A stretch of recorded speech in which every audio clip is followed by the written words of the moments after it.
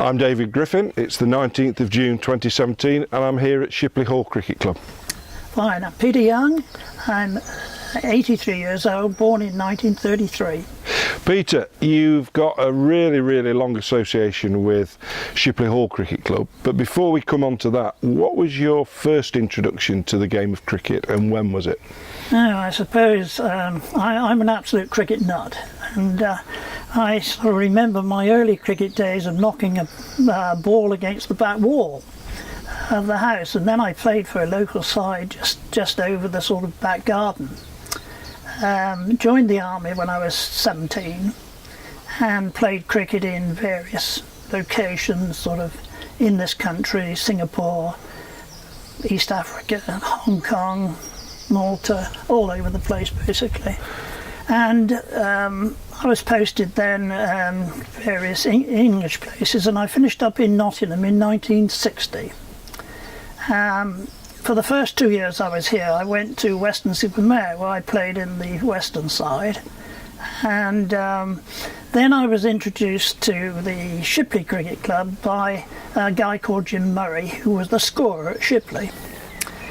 And I came up to the ground with a team from my unit, and it was only a friendly sort of evening game, but I absolutely fell in love with the place. And the following year I started to play. I then played for, well, the next sort of 50 years, I suppose, and captained the first team, second team, and when I was sort of losing my sight and my ears, I took up umpiring, as you do, and I spent sort of 12 years umpiring in the county league. I also went on the county league committee and took a keen interest in youth cricket at that particular time. I was also on the Derbyshire Recreation Board before they formed into their current situation of DCB, and again I took a keen interest in youth cricket.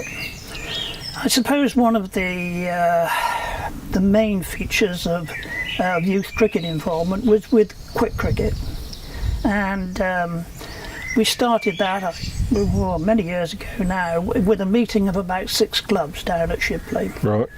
And it spread, it became a Friday evening sort of situation, and we formed up leagues in various parts. We took it to the Notts Derby League, they formed up another league, Airwash formed a league, and it is now what it is. It is played Friday evenings almost all over the county. But the first league were established from a little meeting down here at Shipley. When I finished umpiring, what have you, I then took over as chairman of the club. And I suppose we were really in a sort of little backwater in many ways. The building was falling to pieces round our ears almost, and in need of considerable renovation. So I decided over as a development plan to sort of go and produce the plans to develop the pavilion, and we started that in about 2002 when we put the far side on, followed up a couple of years later when we had some more money in 2008 when we put this side on. The final development of the ground was adding the scorebox and machine shed, which was added 2 years ago. My own involvement as a cricketer, I suppose I batted at positions from 1 to 6 for the first 11 and second 11. I bowled left arm sort of non-spin stuff, took a few wickets. I suppose I made sort of close to 10,000 runs and 1,000 wickets for Shipley. And really that just about sums up my involvement. Currently I sort of help out on the ground, love the place obviously, and it's developed into one of the best grounds visually in Derbyshire without any question. And I think probably that sort of sums up my sort of cricket involvement with Shipley. It's fascinating. There's a lot to pick from there, Peter. Can I just take you back to an era that's of some interest to me, and that's your army cricket. Yes. And you're playing abroad and what have you. What sort of pitches were you playing on? Were they grass pitches or were they matting or? Mainly in, I suppose, in overseas situations. In Singapore, Hong Kong, and Malta, it was all artificial. Right.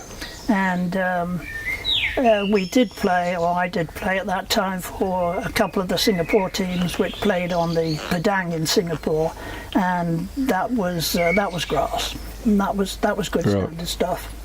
And you've obviously had an enormously long playing career where you just told us how many runs and wickets you've scored and what have you. What would you say were your successes at Shipley Hall over the years, whether personal or team? I think team-wise, I would say they were probably dragged from a side that was very casual about its cricket to a side that was hard to beat. And I suppose my sort of criteria, my dictum in that was probably that I played hard but fair.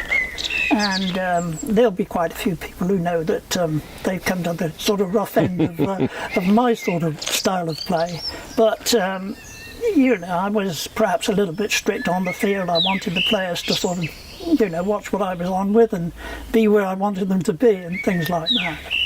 And what about the players that you played alongside? I mean, I'm sure there are the combination of characters and particularly good players. Who are the ones that stand out in your long association? Well, I suppose really starting from the 60s, there were people who were sort of working class people around this particular area, very associated with the coal industry and the mining industry, right, which was running down at that time. And probably amongst the early bunch of players there, you would count Butch Mellors, who was a fine left-hand batter wicket-keeper. And probably the best bat we had in that era, and what we call the golden era in many ways, was Gordon Waltham. Gordon was a right-hand bat who played the ball later than any club player I've ever seen. You would think, if you bowled to him, you would think you had him LBW sort of, you know, 5 times in 6 almost. Yep. And then he would sort of come down and turn you away to mid-wicket and places like that. Beautiful timer of the ball. In the later era, Melvin Wood was here, who was a very fine all-rounder and played for not seconds. And I think he's stopped playing now, but a very fine cricketer, right-arm swing bowler. He used to bowl from the top end here, and he was almost unplayable to left-handers because he got so much swing on the ball. Yeah. Also a very good bat, and an amusing tale about Melvin was when we used to play them, they belonged to a team called San Diego Premium. And they played with a railway at the back down in San Diego. And they were a difficult team to beat, and we were coming up, and we had them, I think it was 87 for 9, and Melvin was batting. They wanted 180 or something like that. And he batted 17 overs, scored singles all the time. Really? And I was bowling one and what have you. And the last ball of the game, he just came down the wicket and hit me for an enormous 6, just to sort of say, no, you're not beating us, sort of thing. But he was that sort of character, and he really was quite something. In the later years of the club, of course, James Cockayne stands out as the club batsman of note, and he really does sort of produce some lovely shots. I've seen him play some wonderful innings down here. Of the newer players in this current bunch that we have, James Parkin obviously stands out, fine all-rounder who can only go from strength to strength, basically. Yeah. The youngsters, Simon has probably told you something about the youngsters coming through, but there are some very good players. And I'd also mention that we've got one particular young girl, Harriet Parkin, who we think is going to go places in women's cricket. So I think the strength of the club is very much with its juniors, and that's thanks to Simon in many ways. he sort of organises it and gets it running and does the fixtures, gets the players together, etc. But the future-wise of the club should be quite strong. Excellent. Peter, at the outset you talked about how you came to this ground and it was enchanting, you fell in love with it. Where are the other places around, and not necessarily just in Derbyshire, but the places that you play that you got a soft spot for, grounds that you like playing at? Well, Elverston is one of them, obviously, much like this ground. Yes. It's in its sort of appeal. But I also like Dunstall. I think Dunstall is nice as a ground to sort of view. Going back many years, I went to a place in Gloucester called Stinchcombe, and we were playing when I was playing for Weston-super-Mare, and that was a delightful village ground with a little brook at the side and trees all the way around. Absolute gorgeous spot to play cricket. But, you know, you can tell from that I do like grounds with plenty of absolutely. views and what have you. Yeah.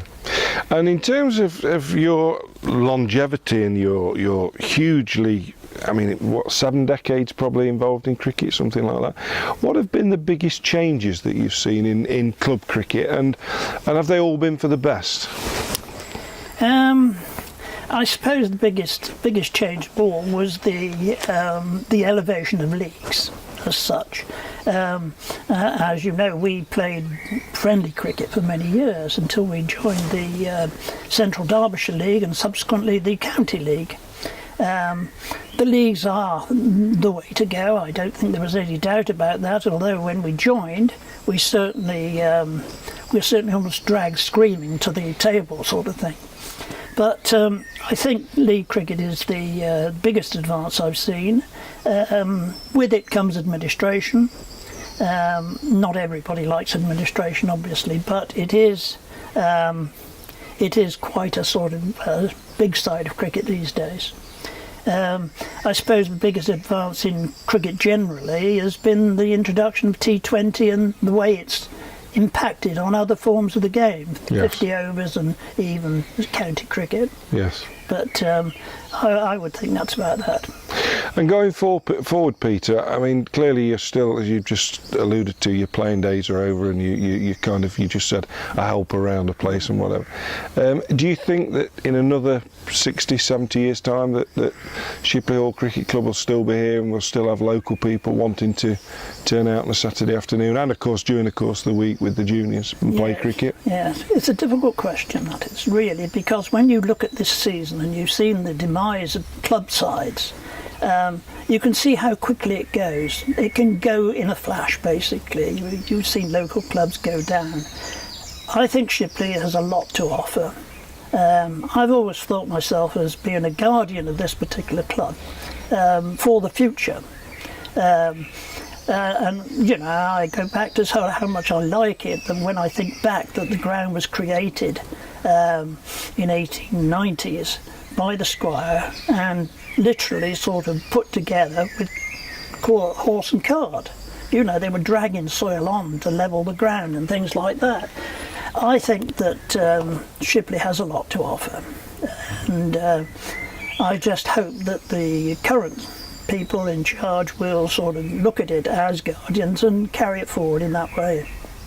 That's a very, very interesting point, because I think that part of this project, as we interview people and talk to people, is all about looking at the game and looking back, but at the same time having a weather eye on the future and where the game goes in the future. You've obviously had an immensely long career, Peter. If you could have one career highlight, one moment in cricket that stands out from all the others, and that may be the really, really tough question, but is there one moment that stands out from all of them? Well, it's certainly perhaps, it's not particularly a moment that needs too much recounting, but it goes back to my days in the army when I was playing in Singapore. And we went across to RAF Changi to play a cricket game. And we had sort of, we had fielded first, and they had scored about 190 in their 40 overs or something like that, pretty big score. And anyway, we had a decent side, and I thought, well, you know, we'll get on with this. But what we didn't count on is how much beer and shandy and food they would ply us at the interval. So I went out to bat, and truthfully, I was seeing 2 balls for the first 10 overs that I played, and I must have hit some of them because I scored about 80 or 90 or something like that, and we actually won the game. But even now, this is talking sort of when 1963.